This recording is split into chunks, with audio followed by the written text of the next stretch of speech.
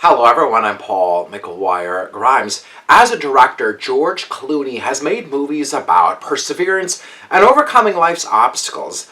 Those challenges are at the heart of the true story, The Boys in the Boat. It's in theaters now and will be streaming on Prime Video soon, and I want to talk about it. This is Paul's trip to the movies.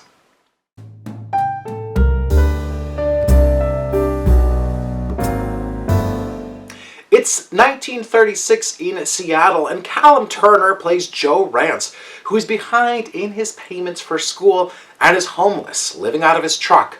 He continues having a hard time finding work and will be dropped from school if he can't make his payments.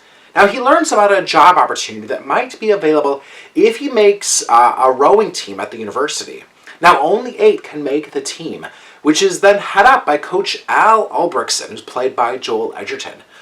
It was stiff competition, but Joe Rance pulls ahead, making the final cut for the junior varsity team for the University of Washington. It's a really rough start for Coach, Joe, and the other players, but their win at Poughkeepsie gives them the edge and a real chance to play at the Berlin Olympic Games. The Boys in the Boat has been adapted from the book of the same name by Daniel James Brown.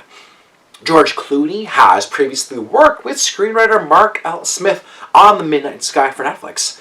Now, they open this film with an elderly gentleman eating an apple on a bench, watching a young boy figuring out how to row. It's set against this kind of heartwarming and simple score by Alexander Desplat, and you know that they're using a storytelling device as an older Joe Rance reflecting on his younger self. They then cut to Callum Turner to pick up where the rest of this film will take place. It's just an easy way to kind of bookend this movie. Rance has very little in life, but he admits later on that the boat and these boys are all he has. He can't let his temper or negative headspace really ruin the moment for him.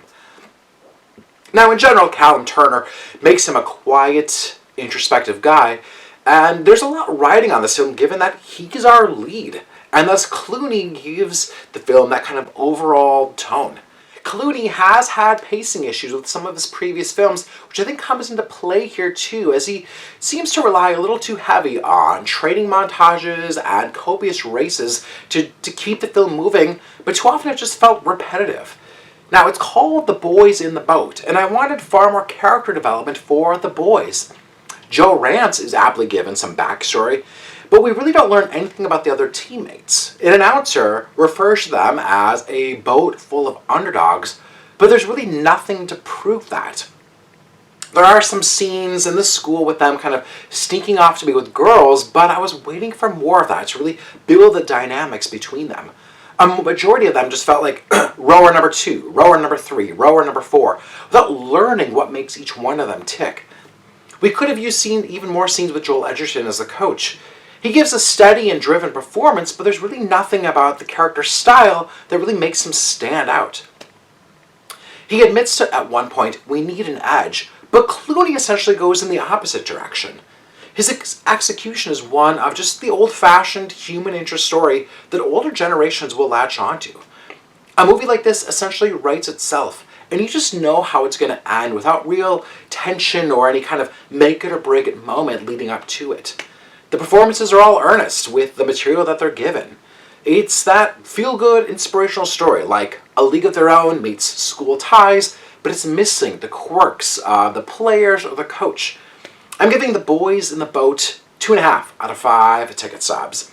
If you like my review today, click subscribe on my YouTube channel. I have some other movie reviews, some celebrity interviews. Follow me on social media at Paul's Movie Trip. I'd love to hear from you. Do you have a favorite movie from this year? Leave me a comment on social media or here on YouTube. What has been your favorite movie of the year?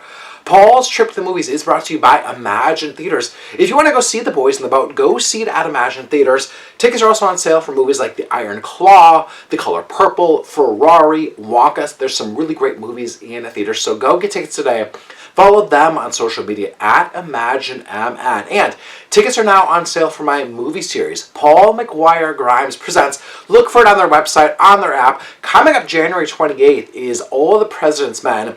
February is Dr. Strangelove, and in March It's Good Will Hunting. Get tickets today. I do a discussion after every one of these screenings. So come to the theater. Let's talk about what makes these movies so timeless.